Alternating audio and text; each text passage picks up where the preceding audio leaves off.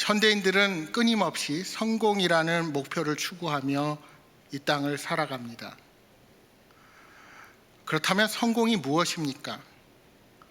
사회적으로 인정받고 이름 석자를 사람들이 알아주게 될 때 그것을 인생의 성공으로 생각하는 것이 대부분 사람들의 성공 개념입니다.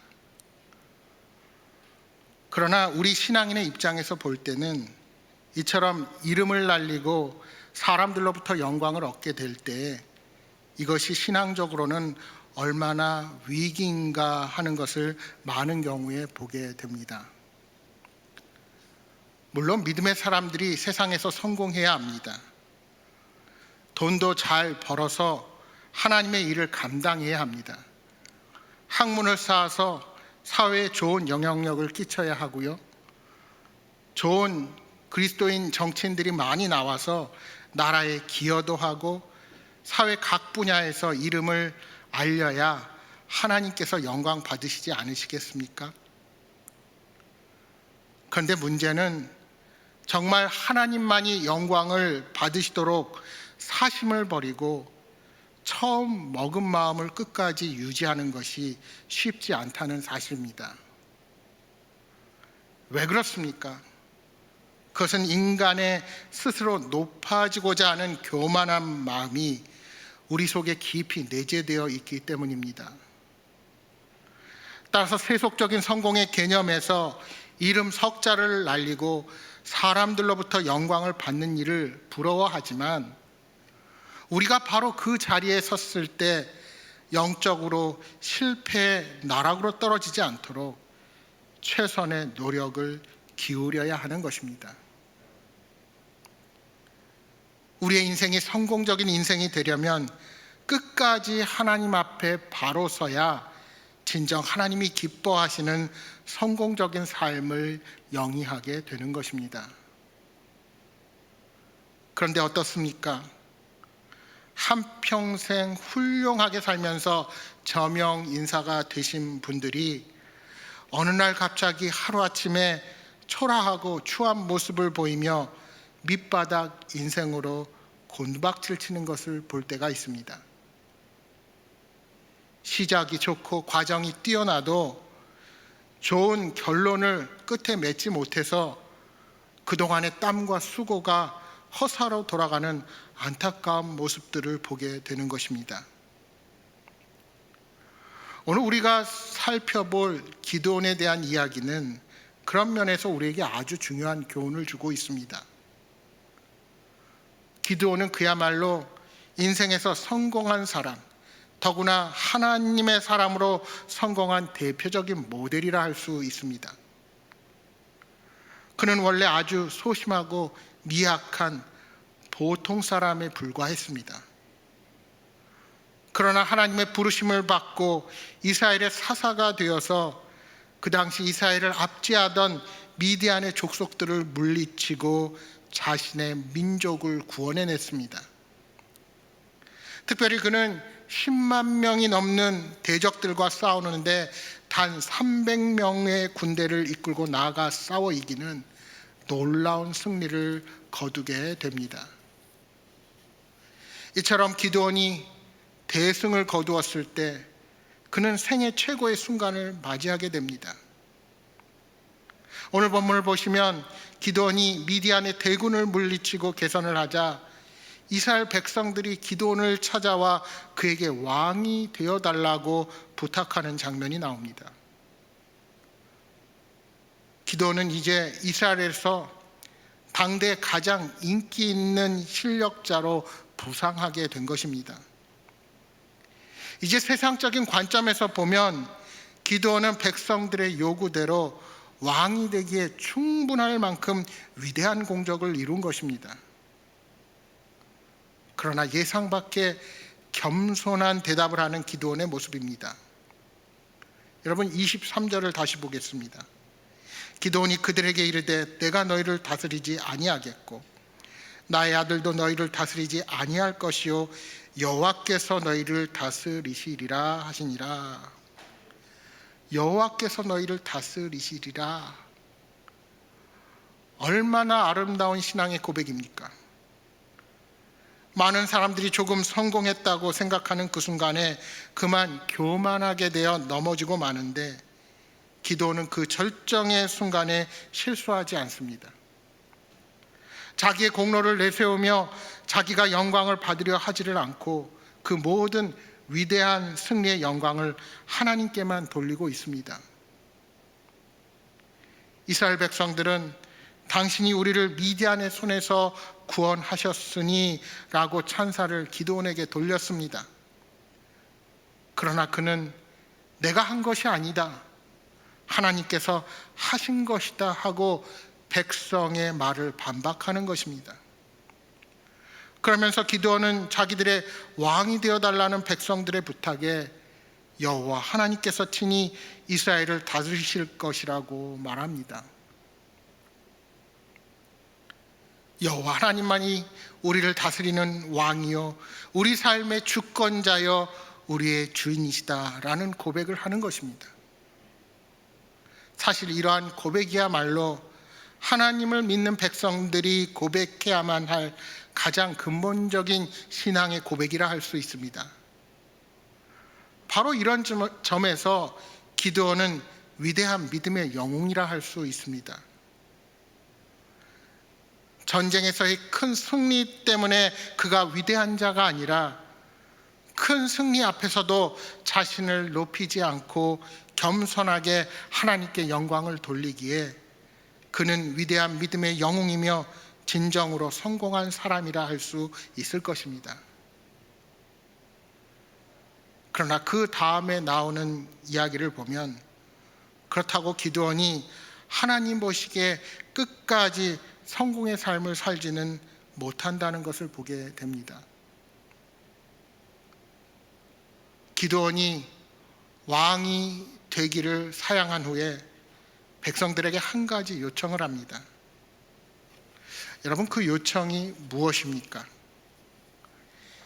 이스라엘 백성이 전쟁에 나가서 미디안 사람들로부터 탈취한 귀고리를 달라고 하는 것입니다. 그러자 모든 백성들이 자신들이 빼앗은 수많은 금 귀고리를 아낌없이 가져왔습니다.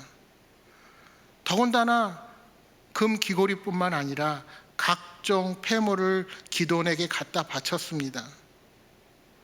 자기들을 구원해준 은인이요 민족의 영웅에게 그 정도의 물질은 조금도 아깝지 않았습니다. 그럼 여기서 기드온은 왜 백성들에게 금부치를 달라고 요구합니까? 이것은 비록 왕이 되지는 않겠지만 물질적인 보상은 받아야 하겠다는 뜻이 있었던 것은 아닐까 생각해 봅니다. 그리고 그 결과가 무엇입니까? 27절 말씀을 다시 보십시오. 기드온이 그 금으로 에봇 하나를 만들어 자기 성읍 오브라에 두었더니 온 이스라엘이 그것을 음란하게 위함으로 그것이 기드온과 그의 집에 올무가 되니라. 백성들이 기드온에게 감사하는 마음으로 많은 금부치들을 가져오자 기드온은 이 금으로 에봇을 만들었습니다. 이 에봇이라고 하는 것은 대제사장이 입는 옷으로서 겉옷주위에 받쳐 입던 조끼처럼 생긴 옷입니다. 구약 성경에 보시면 이스라엘 백성들이 하나님의 뜻을 구할 때 대제사장의 에봇을 입고 에봇 전면에 우림과 둠밈이라고 불리는 두 개의 돌을 사용해서 하나님의 뜻을 묻곤 했습니다. 아마 기드온이 이번 전쟁을 치르면서 여러 번 대제사장의 에봇을 사용해서 하나님의 뜻을 구했는지도 모릅니다. 그래서 기드온이 금 에봇을 만든 것은 그처럼 미디안의 전쟁에서 승리를 주신 하나님의 은혜를 기념하고 싶어서였다 할 수도 있을 것입니다. 그러니까 큰 명분은 전리품인 금을 모아서 에봇을 만들어서 하나님의 은혜를 기념하고자 한 것이지요. 하지만 에봇을 만든 동기 가운데는 자기 자신의 이름을 후손들에게 남기고픈 욕망이 있었다는 사실을 부인할 수가 없습니다. 아니 혹 그것이 아니라면 기드온이 스스로 대제사장의 노릇을 하고 싶었을 수도 있었을 것입니다. 어쨌든 그 당시 사람들은 실로에서 하나님께 제사를 드렸었는데 이제는 기드온의 사는 마을인 바로 오브라에 모여서 하나님께 제사를 드립니다. 오늘 본문에 보시면 특별히 음란하게 우상을 섬기듯이 그것을 섬긴 것으로 보아서 하나님에 대한 제사가 왜곡되어 있다는 것을 우리가 보게 됩니다. 그래서 이 에봇이 기드온과 그 집안의 올무가 됩니다. 여러분, 우리가 가끔 신앙생활을 하다 보면 교회 중심적인 신앙생활을 하지 않고 능력 있다 하는 기드온과 기도처를 다니면서 자신을 위한 하나님의 능력을 구하는 분들이 있습니다. 저분은 영적인 능력 있는 목사님이다. 치유의 은사를 가진 목사님이다. 치유의 능력을 가진 권사님입니다. 예언의 능력이 있다 하면서 교회가 아닌 다른 곳에서 신앙생활에 집중하는 경우가 간혹 있습니다. 그런데 여러분, 그 때문에 교회 공동체가 받는 폐해 또한 얼마나 큰지 아십니까? 심한 경우에는 병원에 가서 치유하면 다 나을 병을 가지고 능력 있는 곳이다, 치유하는 곳이다 쫓아다니면서 치료 시기를 놓치고 돈은 돈대로 엄한 데다 쓰기도 합니다. 또 다른 경우는 자신이 말씀에 대한 평가자가 되어서 방송과 유튜브에 수많은 설교자의 점수를 매기고 말씀의 능력이 있고 없고를 자신이 단정하는 것입니다. 그러니까 안 그래도 코로나19의 상황에서 어쩔 수 없이 제공되는 온라인의 설교들을 서로 비교해 가면서 마치 학생이 강의를 듣고 교수의 점수를 매기듯이 설교의 심사자로 변해버리는 것입니다. 물론 우리 가운데는 그런 분이 없으리라고 믿습니다만 우리가 잊지 말아야 할 것은 신앙생활의 중심은 교회 공동체요, 성령님이 함께 하시는 교회라는 사실을 우리가 결코 잊어서는 안 됩니다. 기드온은 금 에봇을 만드는 데 멈추지 않았습니다. 31절 말씀해 보시면 아들을 낳은 뒤 이름을 아비멜렉이라고 짓습니다. 그 뜻이 무엇인 줄 아십니까? 나의 아버지는 왕이다. 그러니까 그 말은 기드온이 왕이라는 말입니다. 자신이 이스라엘의 최고인 것을 아들의 이름을 통해서 자랑하는 것입니다. 그러니까 머리로는 하나님의 뜻을 알고 하나님이 이스라엘을 다스린다고 말했지만 실제로는 자신이 최고라는 사실을 아들의 이름으로 이 땅에 밝히는 것입니다. 뿐만 아니라 기드온이 백성들로부터 받은 선물이나 전리품은 일개 사사나 태역 장군의 수준이 아닙니다. 엄청난 양의 풀을 축적하고 거기다가 수많은 아내를 두었고 아들의 수는 70명이나 되었습니다. 그래서 사사기 9장 말씀해 보시면 훗날 이 70명의 아들 중에 이 아비멜렉이라는 아들을 통해서 형제간의 사륙을 자초하는 엄청난 비극을 낳게 됩니다. 그런데 여러분, 오늘 본문 28절 말씀을 보십시오. 미디안이 이스라엘 자손 앞에 복종하여 다시는 그 머리를 들지 못하였으므로 기드온에 사는 40년 동안 그 땅이 평온하였더라. 미디안이 물러간 후 40년이라는 긴 시간 동안 이스라엘 땅이 평온합니다. 여러분, 겉으로 보기에는 어떠합니까? 기드온이 미디안을 물리친 결과 이스라엘에는 평화가 찾아옵니다. 그러나 우리가 아비멜렉의 이야기에서 볼 수 있듯이 이 40년간의 평화는 위장된 평화에 불과한 것입니다. 이미 그 평화 뒤에는 불행이 싹트고 있는 것입니다. 여러분, 이것은 무서운 이야기입니다. 영적인 눈을 바로 뜨지 못하면 우리 또한 겉으로 보이는 평안 가운데 큰 잘못을 저지를 수가 있다는 것입니다. 결론적으로 기드온의 인생은 실패한 인생이었습니다. 성공적으로 시작된 그의 인생은 40년간의 평화를 가져다 주었지만 궁극적으로는 실패하고 만 것입니다. 그래서 여러분, 역사의 평가는 현세에 평가하는 것이 옳은 것이 아니라 후대에 평가해야 진정한 역사의 평가가 내려질 수 있는 것입니다. 여러분, 33절 이하 35절 말씀 다시 볼까요? 33절부터 35절 함께 읽어보도록 하겠습니다. 같이 읽겠습니다. 기드온이 이미 죽음에 이스라엘 자손이 돌아서서 바알들을 따라가 음행하였으며 또 바알브릿을 자기들의 신으로 삼고 이스라엘 자손이 주위의 모든 원수들의 손에서 자기들을 건져내신 여호와 자기들의 하나님을 기억하지 아니하며 또 여룹바알이라 하는 기드온이 이스라엘에게 베푼 모든 은혜를 따라 그의 집을 후대하지도 아니하였더라. 아멘. 기드온이 죽고 나서 이스라엘 자손들은 돌아서서 바알을 따라가서 음행하고 바알브릿을 자기들의 신으로 삼았습니다. 그들은 더 이상 하나님을 기억하지 않았습니다.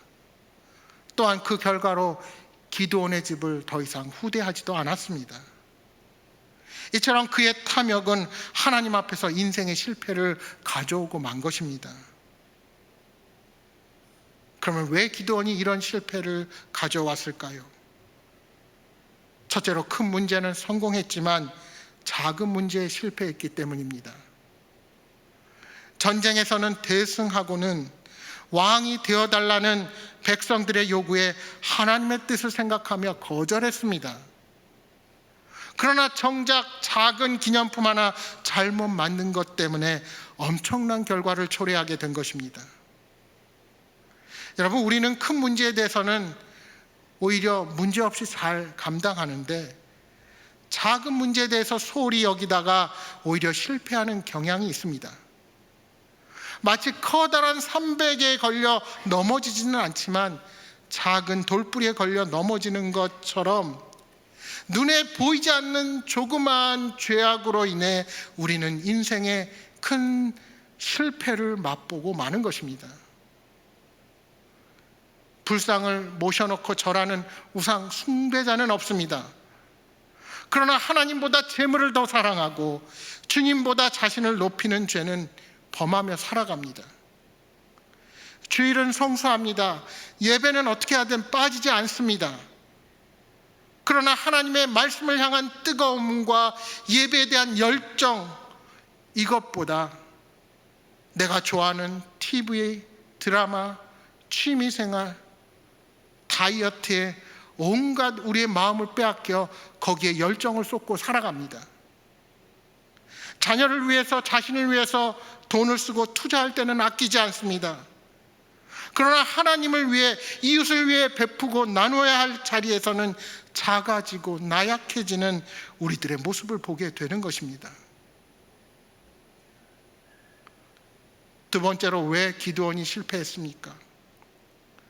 모든 일이 잘 될 때 하나님을 바라보지 못한 것입니다.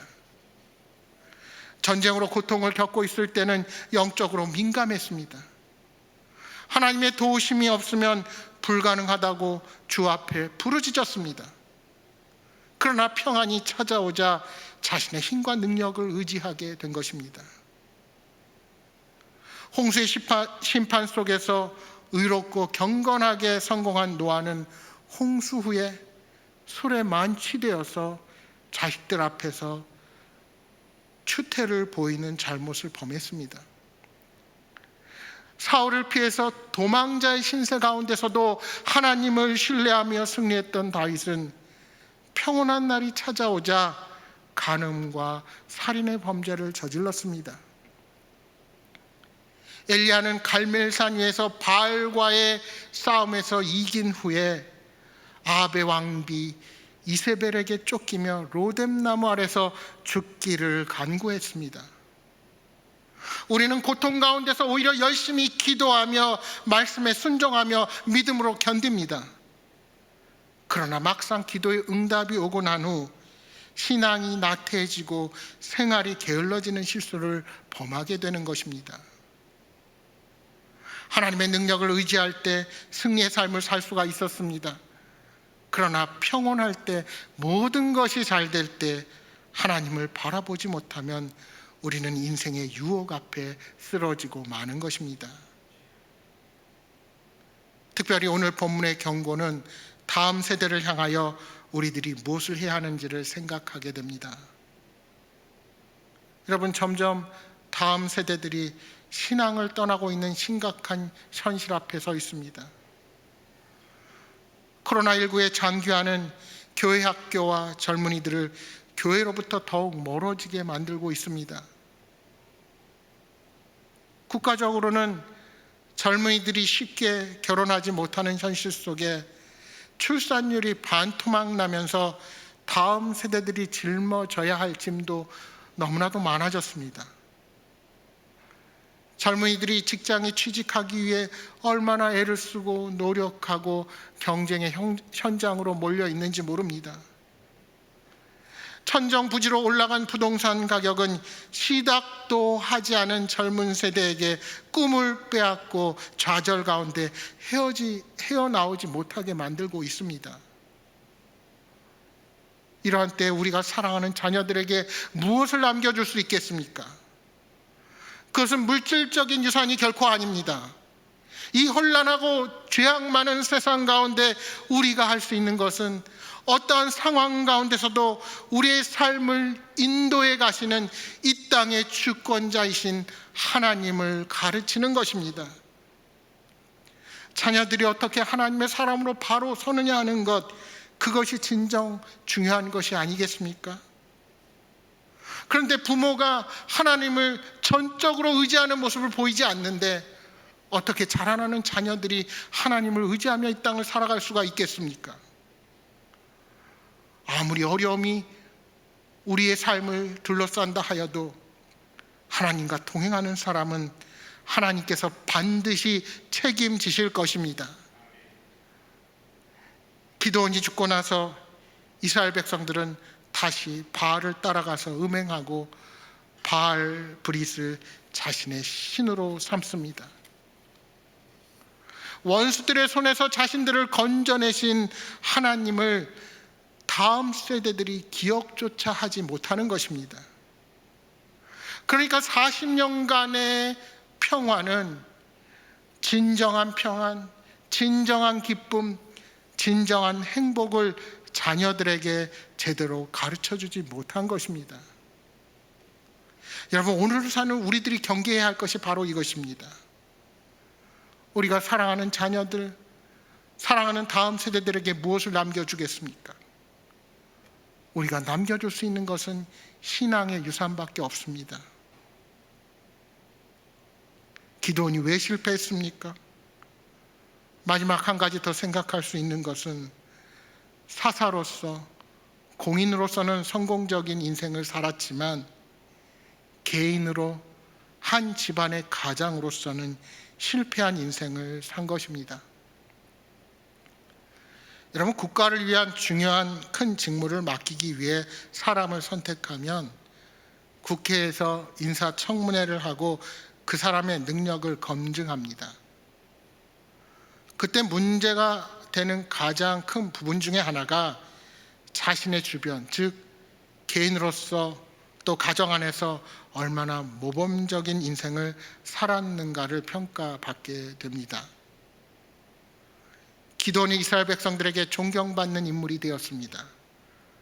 그러나 가정을 바로 돌보지 못하여 후에 아비멜렉을 통해서 집안 전체가 비극을 낳는 엄청난 결과를 초래하게 되었습니다. 이것은 우리 모두를 향한 교훈이기도 합니다. 사회적으로 성공하고 가정적으로 실패해서 좌절하는 경우를 얼마나 많이 봅니까? 따라서 다른 사람이 나를 인정해 준다고 그 모든 것이 성공이라고 착각하지 말아야 합니다. 우리는 가까운 곳을 돌아보아야 합니다. 시작은 우리의 가정부터입니다. 우리 가정으로부터, 우리 주변으로부터 나 자신을 돌아봄으로써 미래의 불행을 막을 수가 있는 것입니다. 이처럼 우리가 처음 가진 마음을 끝까지 지키는 것이 얼마나 어려운 것인지를 기드온을 통해 보게 됩니다. 여러분, 기드온의 다른 이름, 별명이 무엇입니까? 여룹바알입니다. 여룹바알은 바알과 쟁론하다라는 뜻입니다. 그가 과감하게 우상과 맞서서 우상을 척결하고 대적하고 나서 붙게 된 별명이 여룹바알입니다. 우상 숭배가 이스라엘 전역에 일상화되어서 아무도 거부하지 못하는 세대 가운데 과감하게 결단했던 그였습니다. 그러나 그는 인생의 끊임없는 우상의 유혹들 가운데 끝까지 싸워서 이기지는 못한 것입니다. 오늘 사는 저와 여러분이 이 기드온의 모습 속에서 우리들의 삶을 돌아보기 원합니다. 오늘 우리 삶에 하나님과 나 사이의 관계를 멀게 만드는 삶의 우상들, 즉 사탄의 유혹에 맞서 싸워야 합니다. 그 유혹은 결코 고난 때 오는 것이 아니라 평온할 때, 아무 문제가 없고 평안할 때 찾아오는 것입니다. 여러분, 비행을 할 때 가장 위험하고 어려운 순간은 이륙할 때와 착륙할 때라고 하죠. 비행기가 점점 속도를 높여서 달려가다가 어느 순간에 힘차게 땅을 박차고 하늘로 솟아오르는 이륙의 순간과 정반대로 속도를 감속하면서 기체의 바퀴를 지면에 대고 땅에 내리는 착륙의 순간은 비행 과정 중에 가장 중요하고 어려운 단계라고 합니다. 그 중에서도 착륙은 한 가지 더 중요한 의미를 가지고 있습니다. 왜냐하면 그것은 착륙이 비행 전체의 성패를 결정하는 순간이기 때문입니다. 아무리 성공적인 비행을 했다 하더라도 이 착륙을 제대로 하지 못하면 그간의 모든 노력은 숲으로 돌아갑니다. 성공적인 착륙이 있어야만 성공적인 비행인 것입니다. 그렇습니다. 아무리 성공적인 인생을 살아왔다 할지라도 끝맺음을, 마무리를 실패하면 그간의 모든 노력과 수고가 빛을 발하지 못한다는 사실을 명심하시기 바랍니다. 한번 성공했다고 자동적으로 모든 인생에 성공하는 것은 결코 아닙니다. 오히려 우리 인생에는 성공 뒤에 실패가 기다리고 있다는 사실을 늘 명심하며 살아가야 합니다. 특히 영적 전투를 싸우는 우리 믿음의 사람들은 성공 뒤에 실패가 따라올 수 있다는 것을 항상 기억하며 살아야 합니다. 혹시 나는 성공한 것이 없으니 실패할 것도 없다고 생각하십니까? 영적인 싸움의 성공은 무엇을 가졌느냐, 무엇을 가지지 않았느냐의 문제가 결코 아닙니다. 내가 항상 우리 주님과 동행하고 있는가가 중요합니다. 사랑하는 여러분, 저와 여러분이 영적으로 깨어 있어서 기드온과 같은 전철을 밟지 말고 늘 하나님의 말씀 안에서 승리의 삶을 살아가시기를 주님의 이름으로 축복합니다. 기도하겠습니다.